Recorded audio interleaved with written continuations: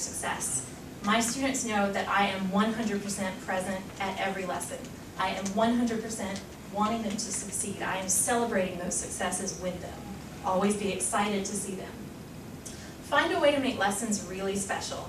This doesn't require a lot of effort on your part, but it does require a little bit of imagination. So this is Paige. She studies voice and piano with me in Mandeville. And when she first started taking lessons, she was super shy. When I first met her, she was kind of hunkered down behind her mom, and she wouldn't even look at me, and she didn't want to come into my room.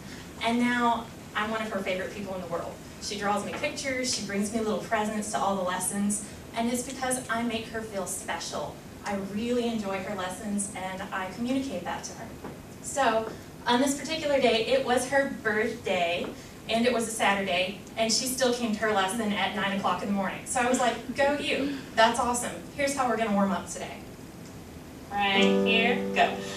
Happy birthday, Paige.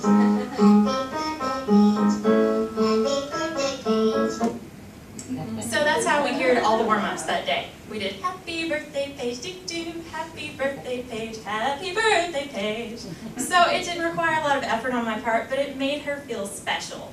And that's what my lessons are all about. So then, what does zapping my sister sound like? Well, that's rather inappropriate, and yet, as violent as it seems, then say, well, what do you think it sounds like? You know, pound on the piano a bit, boom, boom, boom, pow, you know, make whatever kind of noise. And even if it's something that you know is probably not, you know, I don't like my mom, you know, boom, okay, that's not good, but let's play it on the piano, you know, let's get that feeling out, let's go.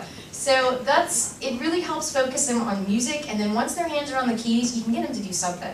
Maybe it's playing Mary Had a Little Lamb, maybe it's playing the theme from Star Wars, but something will happen if you can get them to sit down and put their hands on the piano. And the way you're going to approach these different students is pretty different too, and we'll talk about that. So teacher roles with fundamental students, you want to give very, very concise, direct instructions. And I know some of you I read y'all presentations, y'all are going to talk about this too, but it's important. Because a student who's learning how to learn needs a very specific instruction in terms of technique and theory and all this kind of stuff, because you don't want to give them options that confuses somebody who's just learning.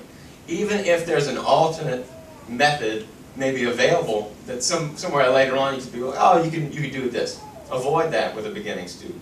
You want to say, this is the most appropriate way to do it. This is how you should be practicing. Clarify your expectations in the classroom and also in assignment books. You need to be clear about your objectives.